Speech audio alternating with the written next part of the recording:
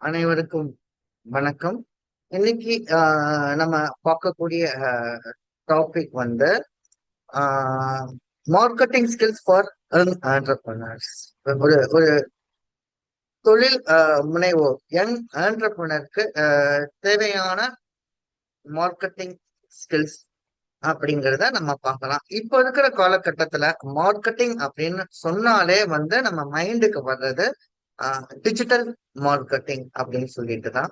So இப்போ இந்த ஒரு 5 மினிட்ஸ்ல வந்து அந்த டிஜிட்டல் மார்க்கெட்டிங்ல நம்ம எப்படி யூஸ் பண்ணலாம், எப்படி நம்ம பிசினஸ வந்து கொண்டு போகலாம் அப்படிங்கிற ஒரு சின்ன ஒரு ஓவர்வியூ நம்ம பார்க்கலாம்.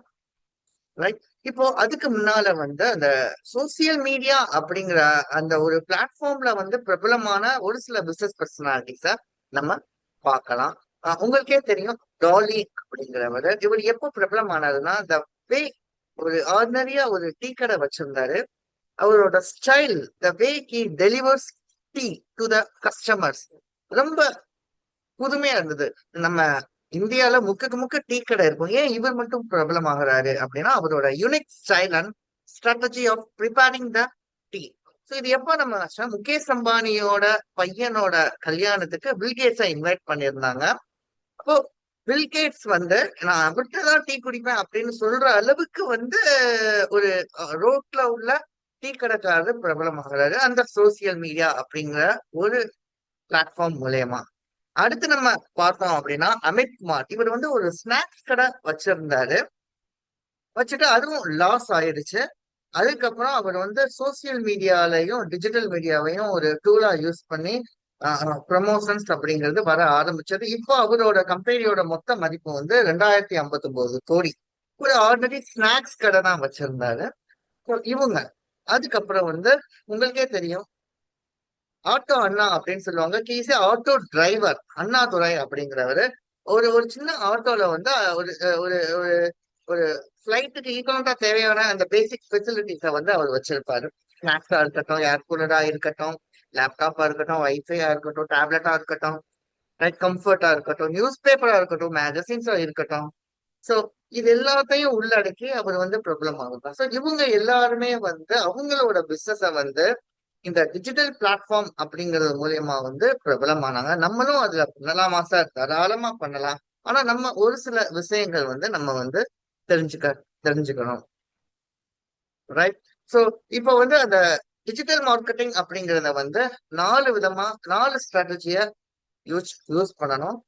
ஃபர்ஸ்ட் வந்து இல்ல, உலகம் நமது கையில் மொபைலில் இருக்கிறது. ரைட். இப்போ வந்து ஃபர்ஸ்ட் வந்து ரீச் அப்படின்னு சொல்லுவாங்க. என் ப்ராடக்ட வந்து எந்த கஸ்டமர் வாங்குவாங்க அப்படிங்கிறது வந்து நம்ம தெரிஞ்சிருக்கணும்.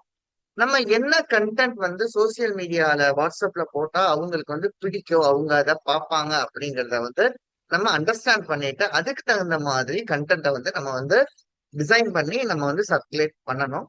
அதுக்கப்புறம் எப்பப்பெல்லாம் அவங்க வந்து அட்வர்டைஸ்மெண்ட் பாக்குறாங்க, எப்போ கிளிக் பண்றாங்க, எப்ப சைன் அப் பண்றாங்க அப்படிங்கறத வந்து நம்ம அண்டர்ஸ்டாண்ட் பண்ணிக்கணும். ரைட். ஒண்ணும் இல்ல, நம்ம காலையில ஆபீஸ்ல இருந்து வீட்டுக்கு போறோம், வீட்டுல இருந்து ஆபீஸ் வரோம். போறவல்ல எத்தனை அட்வர்டைஸ்மெண்ட்ஸ் வந்து நீங்க பாத்திருக்கீங்க அப்படின்னு கேட்டா நம்ம ஒண்ணு ரெண்டு தான் சொல்லுவோம். ஆனா நம்ம 1000க்கு மேல பார்த்திருக்கோம். சோ அப்போ அந்த எந்த அட்வர்டைஸ்மெண்ட் வந்து உங்களுக்கு வந்து அட்டென்ஷனை கிரியேட் பண்ணுது அப்படிங்கிறத நம்ம லேர்ன் பண்ணிக்கணும். அப்புறம் வந்து ஒரு நம்பகத்தன்மையை வந்து கிரியேட் பண்ணிடணும். என்கிட்ட ஒரு 1000 ஃபாலோவர்ஸ் இருக்காங்க, ஒரு 100 ஃபாலோவர்ஸே இருக்கட்டும், நான் போடுற கண்டென்ட் எல்லாம் ரிலையபிள், என்னை வந்து அவங்க ட்ரஸ்ட் பண்ண வைக்கணும்.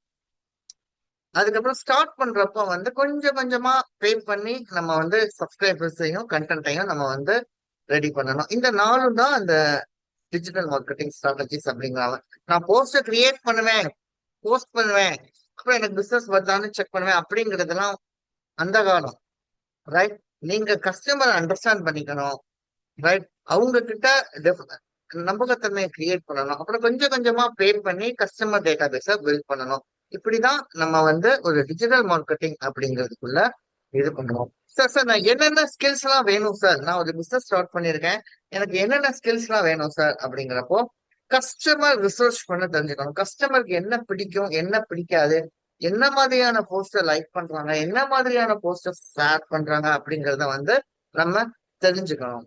ஒவ்வொருத்தருக்கு வந்து ஒவ்வொரு பிசினஸுக்கு வந்து ஒவ்வொரு ஸ்ட்ராட்டஜிஸ் அப்படிங்கிறது வந்து இருக்கும். இதைத்தான் நம்ம வந்து பிராண்ட் பொசிஷனிங் அப்படின்னு சொல்லுவோம். சரி, ஒவ்வொரு எ- எ- ஒவ்வொரு கடைக்கு ஒவ்வொரு இப்போ ஹார்லிக்ஸ் அப்படின்னா டாலர் சார்பர் அந்த மாதிரி ஒவ்வொரு வார்த்தைகள் வச்சுக்கிறப்போ ஒவ்வொன்றுக்கும் வந்து கஸ்டமர் மைண்ட்ல என்னோட ப்ராடக்ட் வந்து ஒரு மாதிரி பிச் பண்ணணும். அது என்ன அப்படிங்கறத வந்து நம்ம ஐடென்டிஃபை பண்ணிக்கணும். கஸ்டமருக்கு பிடிச்ச கண்டென்ட்டை டெவலப் பண்ண நமக்கு தெரிஞ்சுக்கணும். எவ்வளவோ ஃப்ரீ பிளாட்ஃபார்ம்ஸ் இருக்கு.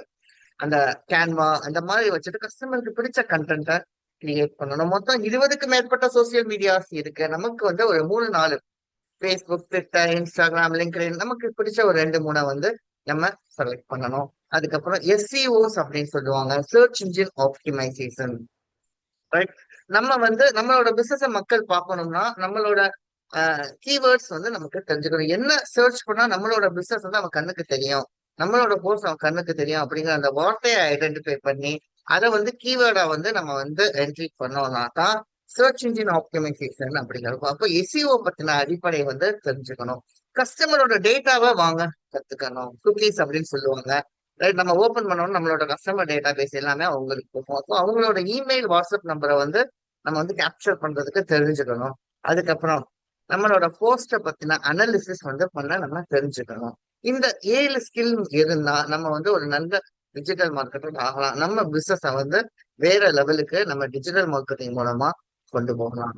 ஸோ சிம்பிளா சொல்ல போனா வந்து ஃபர்ஸ்ட் வந்து நம்ம சின்ன சின்ன வீடியோஸ், நம்ம பிசினஸ பத்தின வீடியோஸ், ரீல்ஸ், மீம்ஸ் எல்லாத்தையும் நம்ம வந்து போஸ்ட் பண்றோம். இது எதுக்கு அப்படின்னா ஒரு நம்ம நம்மளும் இருக்கோம், நம்ம என்ட்ரி ஆயிருக்கோம் அப்படிங்கிற ஒரு அவேர்னஸ மக்கள் மத்தியில ஏற்படுத்துறோம். அதுக்கப்புறம் அவங்க அத வந்து எத்தனை பேர் நம்ம போஸ்டர் சேவ் பண்றாங்க, எத்தனை பேர் கிளிக் பண்றாங்க, ஷேர் பண்றாங்க அப்படிங்கறத வந்து செகண்ட் கேட்டகரி. இதை வந்து கன்சிடரேஷன்ஸ் அப்படின்னு சொல்லுவோம்.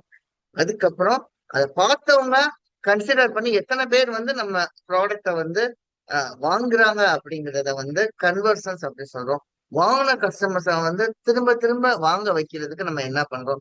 இந்த 4ம் தான் வந்து ஒரு சிம்பிள் டிஜிட்டல் மார்க்கெட்டிங் ஸ்ட்ராட்டஜிஸ் அப்படின்னு சொல்லுவாங்க. ரைட், இப்போ ஒவ்வொரு இப்படிதான் பண்ணணும் அப்படின்னு வந்து டிஜிட்டல் மார்க்கெட்டிங்ல எதுவுமே கிடையாது. டிஜிட்டல் மார்க்கெட்டிங் அப்படிங்கிறது வந்து ஒரு கடல் மாதிரி. ரைட், இப்போ க்ளோசியர் அப்படிங்கிற ஒரு ஒரு கம்பெனி எடுத்துக்கோங்க. அது வந்து ஒரு லிப்ஸ்டிக் மேக்கப் கம்பெனி. இவங்க என்ன பண்ணுவாங்கன்னா மேக்கப் எல்லாம் வாங்கிட்டு கஸ்டமர்கிட்ட அவங்களோட ப்ராடக்ட் எப்படி இருக்குன்னு கேட்பாங்க. அதை வீடியோ எடுத்து வந்து அவங்களோட சோசியல் மீடியால போஸ்ட் பண்ணுவாங்க. இந்த மாதிரி பண்ணி பண்ணி பண்ணி வந்து அவங்களுக்கு வந்து ஏகப்பட்ட கஸ்டமர் பேஸ் வந்து கிரியேட் ஆனிச்சு. அதே மாதிரி வந்து ஜிம் ஸ்டார்க் அப்படிங்கிற ஒரு ஒரு கம்பெனி வந்து ஜிம் கம்பெனி. ரைட், ஒவ்வொரு கஸ்டமர்ஸோட பார்ட்னர்ஷிப்பை வச்சுக்கிட்டு அவங்களோட வீடியோஸை போஸ்ட் பண்ணி அது மூலியமா பிரபலமாகணும். அப்புறம் டமால் அப்படிங்கிற இன்னொரு கம்பெனி, அவங்க என்ன பண்ணுவாங்க அப்படின்னா இவங்க 2 பேரும் அவங்க கம்பெனியை பத்தி ப்ரமோட் பண்ணுவாங்க. நீங்க என்னப்பா இந்த பக்கத்து, நான் இந்த சைடு அப்படின்னு சொல்லிட்டு அவங்க ஃபன் வீடியோஸ், என்டர்டைன்மெண்ட் வீடியோஸ் எல்லாம் போஸ்ட் பண்ணி அவங்களோட கம்பெனியை பிரபலப்படுத்தினாங்க. அதிகபட்சமா வந்து ஒரு ஒரு போஸ்ட் வந்து 22 மில்லியன் வந்து வியூஸ் வந்து வந்திருக்குன்னா நீங்க செக் பண்ணிக்கோங்க. சோ இதுதான் டிஜிட்டல் மார்க்கெட்டிங் அப்படிங்கிறது வந்து ஒரு ஸ்ட்ராட்டஜியே கிடையாது. ஒவ்வொரு கம்பெனி கிட்ட இருந்து வந்து நம்ம ஒவ்வொன்னு கத்துக்கலாம். அதுல இருந்து நம்ம கம்பெனிக்கு வந்து எது பெஸ்ட்டோ அதை அப்ளை பண்ணி நம்ம கம்பெனியை வந்து ப்ரொமோட் பண்ற மாதிரி இருக்கும்.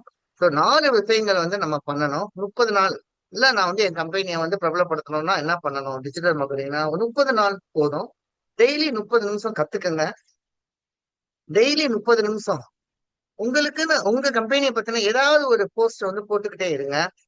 ரைட், டெய்லி ஒரு 15 மினிட்ஸ் வந்து எத்தனை பேர் உங்க போஸ்ட் பார்த்து என்கேஜ் பண்றாங்க, கிளிக், லைக், ஷேர் பண்றாங்க, ஏன் பண்ணல அப்படிங்கறத அனாலிசிஸ் பண்ணுங்க. இந்த மாதிரி ஒரு 30 டேஸ் நீங்க வந்து பண்ணீங்கன்னா உங்களோட பிசினஸ் வந்து ஒரு சக்சஸ்ஃபுல்லா போகும். அதுதான் அவங்க வந்து research, building assets and publish and weekly review அப்படிங்கிற ஒரு கான்செப்ட். இதை வந்து நம்ம பண்ணோம்னா நம்மளோட பிசினஸ் வந்து சக்சஸ்ஃபுல்லா கொண்டு போகலாம். ரைட், ஸோ இது வரைக்கும் நம்ம பார்த்ததுல வந்து என்ன பண்ணணும் அப்படின்னா ஃபர்ஸ்ட் வந்து கஸ்டமர்ஸ் வந்து அண்டர்ஸ்டாண்ட் பண்ணிக்கோங்க. ரைட், ஸோ உங்களுக்குன்னு ஒரு ஆடியன்ஸ பில்ட் பண்ணுங்க.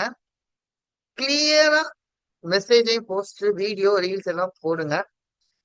ரைட், கஸ்டமருக்கு என்ன பிடிக்குமோ அந்த மாதிரி கண்டென்ட்டா போடுங்க. ரைட், அவங்களோட ரிவ்யூஸ் எல்லாம் நீங்க செக் பண்ணுங்க. வீக்லி அனாலிட்டிக்ஸ் பண்ணி இம்ப்ரூவ் பண்ணுங்க. ஈஸியா உங்க பிசினஸ வந்து டிஜிட்டல் மார்க்கெட்டிங் யூஸ் பண்ணணும். க்ரோ பண்ணலாம். ஸோ தேங்க்யூ ஃபார் வாட்சிங் the video and have a nice day. Thank you.